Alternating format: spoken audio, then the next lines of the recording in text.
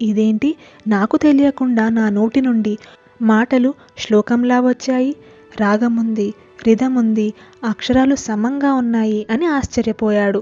తన శిష్యుని వంక చూసి, భరద్వాజ, ఇది నార్మల్ ఆర్డినరీ శ్లోకమైతే కాదు, ఇది ఖచ్చితంగా హిస్టరీలో నిలిచిపోతుంది అని అంటాడు.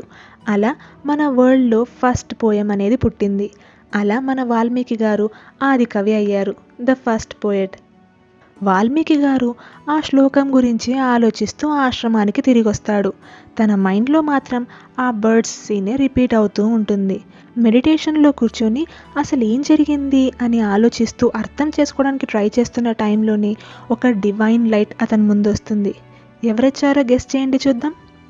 స్వయాన బ్రహ్మదేవుడు. వాల్మీకి గారు లేచి బ్రహ్మదేవుడికి నమస్కరిస్తాడు.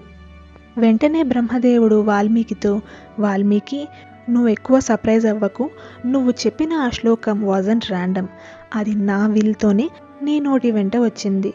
నిన్ను ది గ్రేటెస్ట్ మ్యాన్ శ్రీరాముడి స్టోరీ రాయడం కోసం మేము చూస్ చేసుకున్నాము. నువ్వు ఆల్రెడీ అతని స్టోరీ గురించి నారదముని దగ్గర నుండి విన్నావు కదా.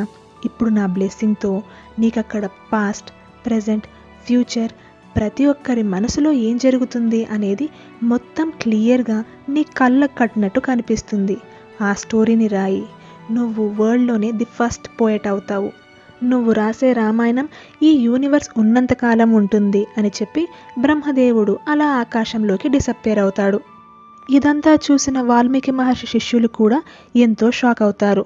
మన గురువు నోటి నుండి వచ్చిన ఆ శ్లోకం డైరెక్ట్గా ఆ దేవుని బ్లెస్సింగ్ అని వాళ్ళు ఆ శ్లోకాన్ని రిపీట్ చేస్తూ చాంట్ చేయడం మొదలు పెడతారు. అప్పుడు వాల్మీకి మహర్షి గారికి ఒక ఆలోచన వస్తుంది. ఒక శ్లోకమే ఇంత బాగా ఎమోషన్ని ఎక్స్ప్రెస్ చేయగలిగినప్పుడు ఒక స్టోరీ మొత్తాన్నే ఈ విధంగా రాస్తే ఎలా ఉంటుంది అని. అప్పుడే ఆయన డిసైడ్ అవుతాడు, నేను రామాయణం మొత్తాన్ని ఇలా శ్లోకం ఫార్మాట్లోనే రాస్తాను అని.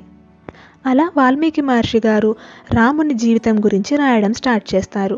రాముడి చైల్డ్హుడ్, ఎగ్జైల్, సీతమ్మ డివోషన్, రావణుడి ఆరోగెన్స్, హనుమంతుడి లాయల్టీ, ఆ శ్లోకాలలో ఉండే రిథమ్, బ్యూటీ, మీనింగ్తో పాటు మ్యూజిక్, జ్ఞానం కూడా యాడ్ అయింది.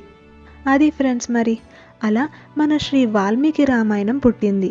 సో నెక్స్ట్ టైం ఎవరైనా రామాయణం రాసింది ఎవరు అని అడిగితే కేవలం ఋషి అనే కాదు, మన హ్యూమన్ హిస్టరీలో ఫస్ట్ పోయెట్. ఆయన ఎమోషన్, కంపాషన్, ట్రూత్ నుండి ఇలా పోయెట్రీ పుట్టింది అని చెప్పండి.